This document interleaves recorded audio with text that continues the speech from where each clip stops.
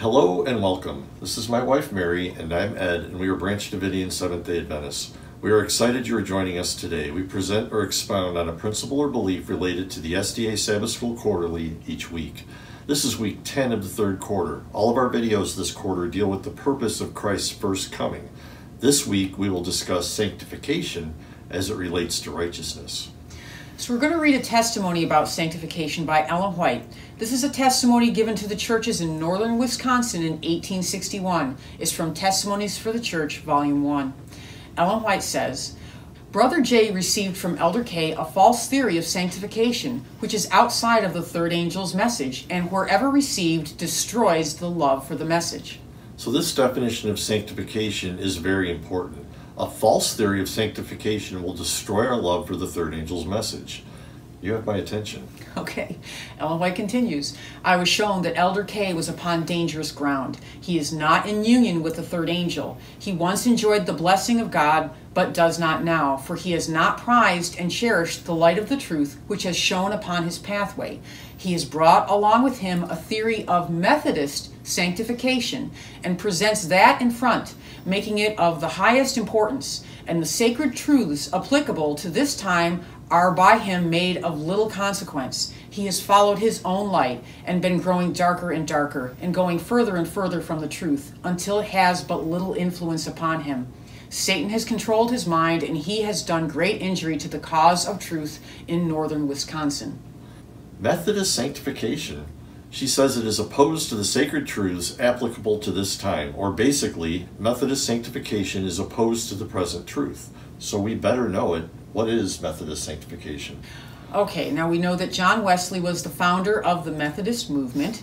John Wesley is one of the great reformers whose doctrine of grace helped lift the world out of the Dark Ages, and we as Adventists stand on the shoulders of the doctrine of grace as one of the 6 grains of Ezekiel 4 shown to Davidian prophet Victor Houteff in Shepherd's Rod book, Volume 1, pages 117 through 118.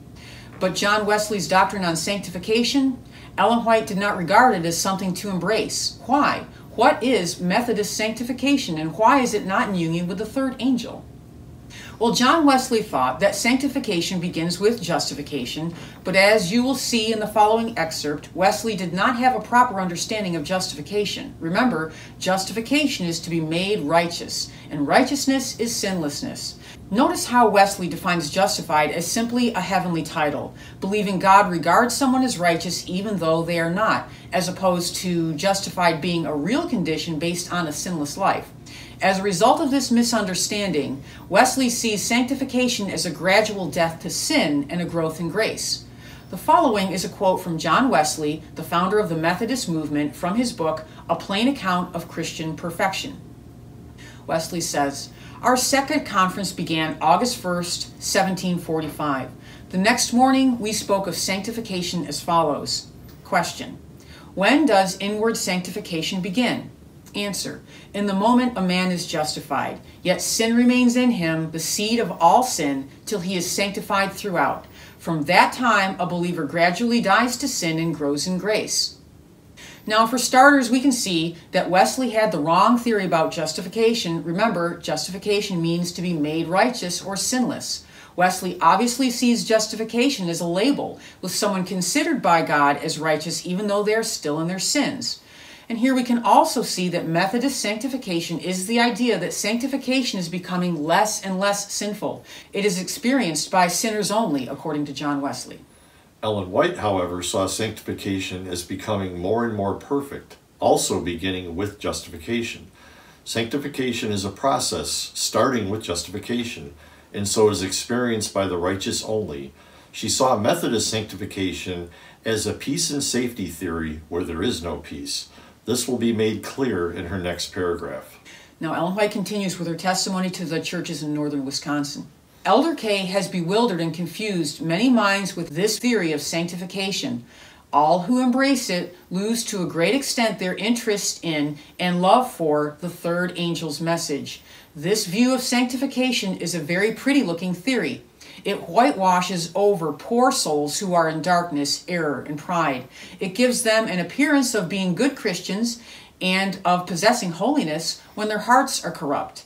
It is a peace and safety theory which does not bring to light evil and reprove and rebuke wrong. It heals the hurt of the daughter of God's people slightly, crying, "Peace, peace," when there is no peace.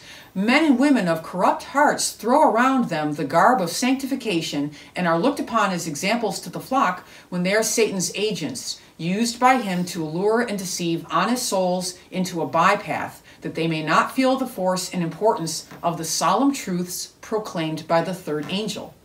She continues, Elder K has been looked up to as an example while he has been an injury to the cause of God. His life has not been blameless. His ways have not been in accordance with the holy law of God or with the spotless life of Christ. His corrupt nature is not subdued, and yet he dwells much upon sanctification and thereby deceives many. Ellen White differs with Methodist sanctification. Methodist sanctification is a theory of a sinner becoming free from sin gradually, as though it is a progressive process. In this testimony, she shows us that the Bible's sanctification is a process of progression that only occurs for the righteous. We need to explain that more. Yes, in a minute, but let me read one more paragraph to drive home the point, to leave no room for doubt as to what Ellen White is saying. She continues in this testimony, I was directed to his, Brother K's, past labors. He has failed to bring out souls into the truth and to establish them upon the third angel's message. He presents a theory of sanctification as a matter of the utmost importance, while he makes of but little importance the channel through which God's blessing comes. Sanctify them through thy truth. Thy word is truth. The present truth, which is the channel, is not regarded, but is trampled underfoot. Men may cry, holiness, holiness, sanctification, sanctification, consecration, consecration, and yet know no more by experience of what they talk than the sinner with his corrupt propensities. 7 times in this testimony, Ellen White makes it clear that Methodist sanctification, the idea that sanctification is becoming less and less sinful, is in direct opposition to the third angel's message. I noticed that she said, the present truth is the channel through which sanctification comes. Wesley obviously did not have the light on sanctification like he did on the doctrine of grace, but the third angel's message did. You can see the danger of setting our stakes. What is shocking is that the Methodist view of sanctification was being promoted in our own church, as it is today. We must come up to the light of present truth. Sanctify them by the truth. Your word is truth. Remember, the message of justification by faith was rejected in 1888 and was to return. Well, here it is again 130 years later. If the present truth is a channel through which sanctification comes, then we must still have the spirit of prophecy in our midst, or we'd be in big trouble in regard to receiving sanctification, as we will show you now. Ellen White, in the same testimony to Northern Wisconsin, continues, there is no Bible sanctification for those who cast a part of the truth behind them. She also says, here is Bible sanctification. It is not merely a show or outside work. It is sanctification received through the channel of truth. It is truth received in the heart and practically carried out in the life. Jesus, considered as a man, was perfect, yet he grew in grace, Luke 2:52. And Jesus increased in wisdom and stature and in favor with God and man. Even the most perfect Christian may increase continually in the knowledge and love of God. So now we will show the second problem with Methodist sanctification. There's another problem with it? Yes. The second problem, as we shall see, is Wesley's teaching that sanctification had an end, that it was to be completed at some point before death. Here's the quote again from Wesley in a plain account of Christian perfection.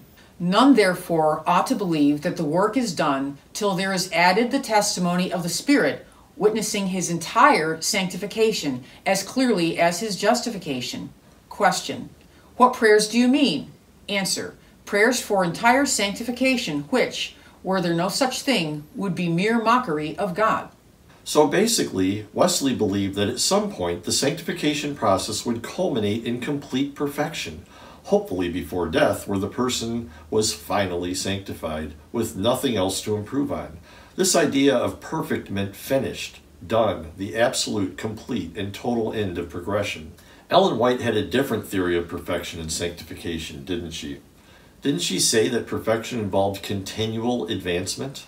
Yes, she compared the sanctified life to a plant in Christ Object Lessons. She says, the germination of the seed represents the beginning of spiritual life, and the development of the plant is a beautiful figure of Christian growth. As in nature, so in grace. There can be no life without growth. The plant must either grow or die. As its growth is silent and imperceptible but continuous, so is the development of the Christian life. At every stage of development, our life may be perfect. Yet if God's purpose for us is fulfilled, there will be continual advancement. Sanctification is the work of a lifetime. As our opportunities multiply, our experience will enlarge and our knowledge increase. We shall become strong to bear responsibility, and our maturity will be in proportion to our privileges. So there it is, the famous quote, "Sanctification is the work of a lifetime." So most Adventists clearly misunderstand this to mean that becoming sinless takes an entire lifetime. And when taken out of its context, people tend to think that it is really not possible to become righteous until the end of your life, or even until the second resurrection. What it really means, when taken in context and in harmony with everything she wrote on the subject, is that once we become righteous, at that point we will continually advance for our entire lifetime and for all eternity. This idea is the same as was conveyed in Proverbs 4:18. Notice it is for the path of the righteous, not the sinner. The path of the righteous is like the first gleam of dawn, shining ever brighter till the full light of day. Right. Ellen White shows this teaching in these verses about Jesus. Let's look at that quote again from Testimonies for the Church, Volume 1, page 339, stated previously. Again, she says, Jesus, considered as a man, was perfect, yet he grew in grace, Luke 2:52. And Jesus increased in wisdom and in stature and in favor with God and man. Even the most perfect Christian may increase continually in the knowledge and the love of God. The following is an explanation of this quote from present-day prophet Trent Wilde. He says, Christ's own sanctification included a progression of growth. To have his life, then, to be sanctified, is to be continually growing in wisdom and stature and in favor with God and man, just as he did, and to do it all without sin, just as he did. Yet a fuller view can be obtained by considering a few other statements from Ellen White on the topic of education. Please notice the similarity between her language used while discussing this to the language she employs concerning sanctification. In Education, page 13, Ellen White says, our ideas of education take too narrow and too low a range.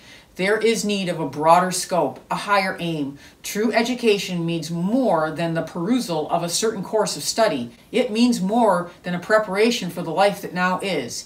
It has to do with the whole being and with the whole period of existence possible to man. It is the harmonious development of the physical, the mental, and the spiritual powers. It prepares the student for the joy of service in this world and for the higher joy of wider service in the world to come. Trent continues from Ellen White in Education, page 14 and 15. In order to understand what is comprehended in the work of education, we need to consider both the nature of man and the purpose of God in creating him. We need to consider also the change in man's condition through the coming in of a knowledge of evil and God's plan for still fulfilling his glorious purpose in the education of the human race. When Adam came from the Creator's hand, he bore in his physical, mental, and spiritual nature a likeness to his Maker. God created man in his own image, Genesis 1:27, and it was his purpose that the longer man lived, the more fully he should reveal this image, the more fully reflect the glory of the Creator. All his faculties were capable of development. Their capacity and vigor were continually to increase. Vast was the scope offered for their exercise, glorious the field open to their research. The mysteries of the visible universe, the wondrous works of him which is perfect in knowledge, Job 37:16, invited man's study. Face to face, heart-to-heart communion with his Maker was his high privilege. Had he remained loyal to God, all this would have been his forever. Throughout eternal ages, he would have continued to gain new treasures of knowledge, to discover fresh springs of happiness, and to obtain clearer and yet clearer conceptions of the wisdom, the power, and the love of God. More and more fully would he have fulfilled the object of his creation, more and more fully have reflected the Creator's glory. This was quoted by Trent from Ellen White in Education, page 14 and 15. Then Trent closes with this. He says, "It is our hope and prayer that all readers will now understand that sanctification is indeed the work of a lifetime, but that it is the work of an everlasting lifetime, lasting forever, that it is ever progressing in all good things, imaging our creators more and more fully without end. We are also equally burdened that our readers will understand that a sanctified life is truly holy and without sin, and that it is that life, and that life alone, which can truly progress as Christ himself progressed, and indeed as the whole heavenly family progresses." Matthew 5:48 says, "Be ye therefore perfect, even as your Father in heaven is perfect." And that is from Trent Wilde's Silver Trumpet, Volume 1, Number 1, pages 13 through 15. Bible sanctification is the heart of Adventism. This is the everlasting gospel. We must understand the meaning of the words justification, sanctification, imparted, imputed, righteousness, faith, perfection, and grace if we are to make this a real experience for our lives. Let's not fall into Satan's snare by embracing the theory of Methodist sanctification in our minds. Let's have the mind of Christ. Thank you for staying with us through the entire video. We invite you to visit our website, www.bdsda.com, to learn more about who we are and, just as important, who we are not. Please join us each week as we will continue to offer new and interesting insights for your Sabbath School studies. God bless. Many blessings.